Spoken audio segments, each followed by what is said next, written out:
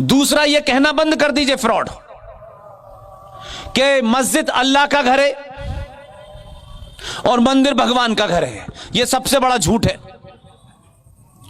कोई कुरान की किताब यह नहीं बताती, जितनी भी कुरानें दुनिया भर में हैं बताते हैं कोई 7 हैं, कहते मुसलमान एक हैं लेकिन एक कोई कुरान नहीं है।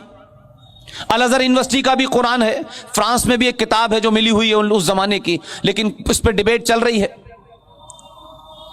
कि मस्जिद जो है वो अल्लाह का घर नहीं है।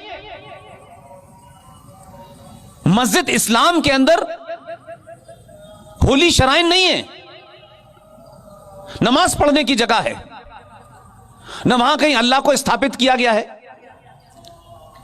न वहां कोई ऐसी चीज हो रही है जिसको कहें ये वो साफ जगह होती है, आप नमाज पढ़ सकते हैं।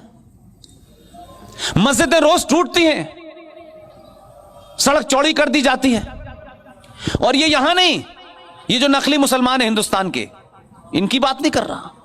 जो असली हैं, जो हरमैन शर्मैन शरीफ, जो काबा के खाने काबा के जानने वाले हैं, उसके रखवाले हैं, जहां प्रॉफिट मोहम्मद थे, मक्का और मदीना में 2 जगह उनका जिंदगी गुजरी, वहां कोई मस्जिद टूटने से पहले नहीं पूछा जाता है कि सुप्रीम कोर्ट में केस डाल के पूछे कि बाबरी मस्जिद तोड़े या ना तोड़े। वो हमसे, वो असली मुसलमान वही हैं। लेकिन यहां जो हिंदुस्तान का मुसलमान है वो 99% मक्कार है, झूठा है, मुनाफिक है, अपने से भी झूठ बोलता है, इस्लाम से भी झूठ बोलता है, इस मुल्क से भी झूठ बोलता है, सच बात नहीं बताता। सच बताओ, जो है वो करो। और मैं तो बार बार अपील करता हूं कि अगर इस मदारी, इस जोकर में दम है तो आप एक काम करें ना। आप कहते हैं कि इस देश का हिंदू फेनेटिक है, कट्टरवादी है, ये जो है इस्लाम को जानता नहीं है। एक एवरेज मुसलमान से आप बात करिए, आपने कुरान शरीफ नहीं पढ़ा, वो ऐसे पूछेगा आपसे जैसे वो पढ़ के ही पैदा हुआ था। देश के ट्रैफिक रूल पिछले 50 साल से बताए जा रहे हैं, वो उसे नहीं पता चल रहे, लेकिन सीएए पढ़ लिया है उसने। यानी कुरान शरीफ किसी लैंग्वेज में लिखा होगा, उसे कोई भी पढ़ सकता है, उस पर कोई मनाही थोड़ी नहीं है कि उसको पुष्पेन साहब नहीं पढ़ेंगे, सिर्फ रफीक भाई पढ़ेंगे। लेकिन पुष्पेन साहब पढ़ने के बाद बताएं नहीं नहीं नहीं नहीं ये नहीं, ये लिखा है। तो तुम क्या मतलब, कौन हो तुम जो बता रहे हो मुझे? तो कुरान को लेकर की भी बहुत सारी बातें हैं, लेकिन हम इतने ईमानदार हैं, हमें लगा इस देश में 30 करोड़ के आसपास मुसलमान रहते हैं, कुछ मुसलमानों का क्लेम है हम 40 करोड़ हैं, और अगर उनका क्लेम माने तो हम है ही नहीं हिंदुस्तान में, वही हैं बस। हमने कहा रामायण क्या है, यह महाभारत क्या है, हम सुनते सुनते थक गए, तब हमको पता नहीं चला। और अल्लाह ने हमें ऐसी जगह पैदा किया, न जहां गीता थी, न रामायण था, कुरानी मजीद था सिर्फ। घर के बराबर में मस्जिद थी, स्कूल में बगनबेरिया की डड्डी से मौलवी साहब हमें कलमे याद कराते थे, अच्छे अच्छे को याद हो जाता है, हमें भी याद हो गया। अब हम जब उस कलमों के बारे में बताते हैं तो कहते हैं पुष्पेन साहब आप गलत बता रहे हैं।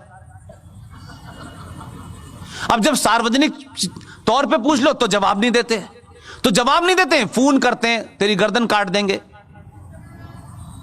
अरे मैंने कहा मूर्खों, जो तुम धमकियां देते हो, जरा कुरान शरीफ के पन्नों को पलटो, उसी में लिखा हुआ है जो आया है उसके जाने का वक्त तय है, जगह भी तय है। तुम्हारी औकात क्या है जो तुम किसी को उसके वक्त से पहले भेज दो? इसलिए धमकियां वही देते हैं जो कमजोर होते हैं। ताकतवर आदमी धमकी नहीं देता है, ताकतवर आदमी आता है, किताब उठाता है, पार्लियामेंट में जाता है और 370 समाप्त हो जाता है।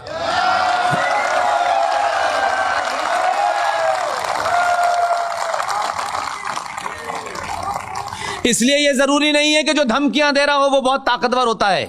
हमने बड़ी धमकियां देखी।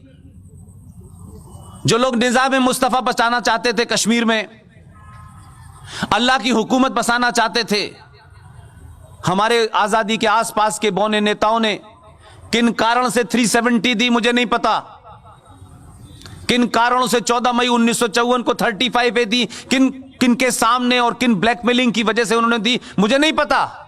लेकिन मेरे दौर में मुझे यह पता है कि मुख्यमंत्री ने भी मुझे धमकी दी, पूरे राष्ट्र को देने लगी वो धमकी, और उन्होंने कहा 35 से जो छेड़छाड़ करेगा ये समझ ले कि जम्मू कश्मीर में फिर तिरंगे को उठाने वाला नहीं मिलेगा। एक मुख्यमंत्री शपथ लेकर के भारत के संविधान की यह हिम्मत करती है कि वो धमकी देती है। सिटिंग चीफ मिनिस्टर, उस पर देशद्रोह का मुकदमा चलना चाहिए था, लेकिन सरकारें और समाज ने खामोशी इख्तियार की, इसलिए उसको लगा कुछ और बोलो। कुछ लोगों ने नजरअंदाज कर दिया, उसने दूसरा बयान दिया मुख्यमंत्री होते हुए। अगर इस पे फैसला आ गया, जबकि 35A की सुनवाई भारत की सुप्रीम कोर्ट में चल रही थी, यह विश्व हिंदू परिषद के ऑफिस में नहीं चल रही थी, सुप्रीम कोर्ट में सुनवाई चल रही थी। वो जजे को चैलेंज कर रही थी, इस देश की न्यायपालिका को चैलेंज कर रही थी। वो न्यायपालिका जो कंटेम्प्ट ऑफ कोर्ट करती है, किसी गरीब को पकड़ के खड़ा कर देती है। हिम्मत नहीं हुई उनकी कहने की। उसने कहा अगर आया तो हम हिंदुस्तान के 1947 जैसे हालात कर देंगे। बहुत लोगों को बुरा लगा। मैंने कहा आपको करने की जरूरत नहीं है, हमने जो आदमी भेजा है वो 1947 से हिसाब लेना शुरू करेगा।